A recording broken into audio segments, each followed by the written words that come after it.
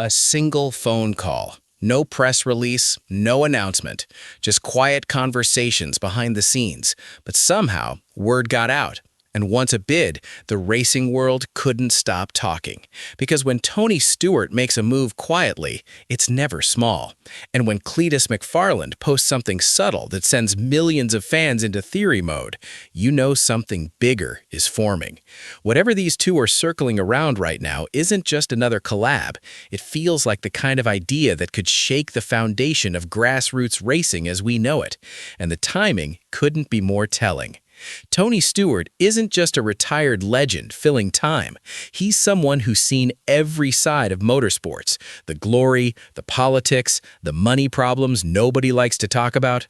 3 championships, a Hall of Fame career, team ownership at the highest level, and eventually a hard walk away when the system stopped making sense. When Stewart stepped back from full-time NASCAR involvement, it wasn't because he lost passion.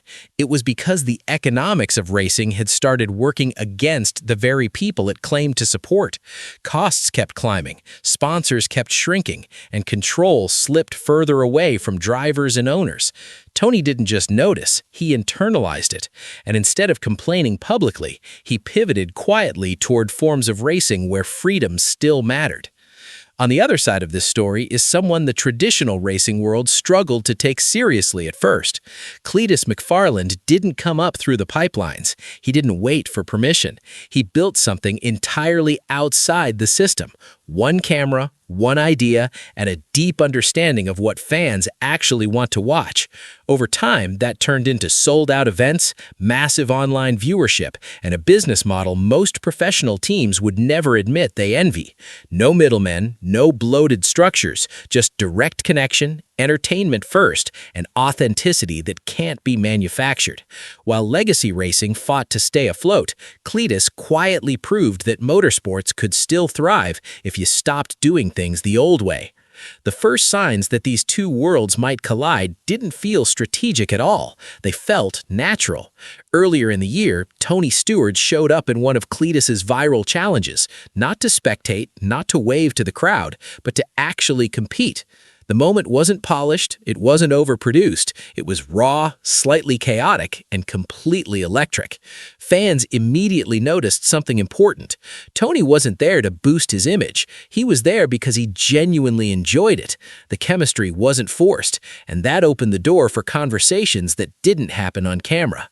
A few months later, Tony took things further. When he entered one of Cleetus's signature drag events, it wasn't framed as a novelty appearance. He showed up like a racer, competitive, focused, locked in. And when the crowd exploded, it became obvious that something rare had happened. Old school fans saw one of their icons having fun again. Younger fans saw a legend stepping into their world without ego. That overlap is something motorsports has failed to capture for years, and Tony saw it immediately. Behind the scenes, there's been quiet chatter that Tony Stewart has openly admired how Cleetus runs his operation. Nothing flashy, just blunt acknowledgement that the numbers make sense, that a creator-led racing brand can generate attention and revenue that many cup teams can't match anymore. Whether those comments were made casually or seriously, they landed hard. Because when someone like Tony notices something working better than the establishment, it usually means change isn't just coming, it's necessary. The timing matters even more when you look at where both of them are mentally right now. Cleetus has been navigating one of the most emotionally complex chapters of his career. His partial ARCA schedule isn't about rushing upward. It's about honoring a promise and finishing something he almost walked away from entirely. After losing his mentor, Greg Biffle, there was a moment where Cleetus openly admitted he didn't know if he could return to a NASCAR garage again. The grief hit deep. The joy was gone. But instead of stepping back forever, he chose to carry that legacy forward, slowly, intentionally. Every lap now carries more meaning than ambition ever could. While Cleetus was rebuilding purpose, Tony Stewart was quietly reloading. After closing his NASCAR team and freeing himself from the grind of ownership, Tony leaned fully into racing forms where control still existed. Then came the announcement nobody expected, a return to NASCAR competition, his first in a decade. Not as a full-time commitment, not as a nostalgia tour, but as a calculated appearance that immediately lit the rumor mill on fire. Because this wasn't just any entry, it was tied to a manufacturer making its own unexpected comeback. Ram Truck's return to NASCAR has been framed as a reset, a free-aging concept, a rotating cast, something experimental, something flexible. And when vague answers started surfacing about who might take the wheel, fans connected the dots fast.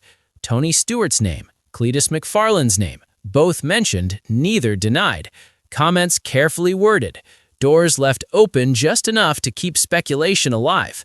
In motorsports, that kind of ambiguity usually means conversations are already happening. And then came the Freedom Factory rumors. Fans noticed movement, supposed visits, alleged camera crews. Nothing officially confirmed, but enough smoke to keep theories spreading. The Freedom Factory isn't just a track, it's a proving ground, a place where rules are flexible, formats evolve, and fans feel like participants instead of spectators. If Tony Stewart were looking to experiment outside the constraints of traditional sanctioning bodies, it's hard to imagine a better laboratory. That's why speculation has gone wild. Some believe a new racing series could emerge. Others talk about a one-off pay-per-view spectacle designed to test the limits of what motorsports entertainment can be. There's even chatter about bringing machines never meant for short tracks into environments nobody has dared to try before. All of it remains unverified, but the excitement isn't rooted in fantasy, it's rooted in alignment. These two are motivated by the same frustration and inspired by the same possibility. Because at its core, this isn't really about Tony Stewart or Cleetus McFarland as individuals. It's about control. It's about connection. It's about cutting through layers that no longer serve fans or racers. Tony represents credibility, experience, and respect that can't be bought. Cleetus represents reach, culture, and a generation that doesn't care about tradition unless it earns their attention. Together, they form a bridge the sport has desperately needed. If something does materialize from these conversations, it won't just add another event to the calendar. It could redefine how racing is presented, funded, and sustained. It could prove that grassroots racing doesn't need to beg for relevance. It just needs to remember who it's for. And if the establishment feels nervous right now, that might be the clearest sign of all that change is already underway. Nothing has been announced, nothing has been confirmed, but when this many pieces line up at once, coincidence starts to feel unlikely. So keep watching, not just the headlines, but the quiet moves. Because whatever Tony Stewart and Cleetus McFarland are circling right now, it feels less like a collaboration and more like the beginning of a shift racing can't undo.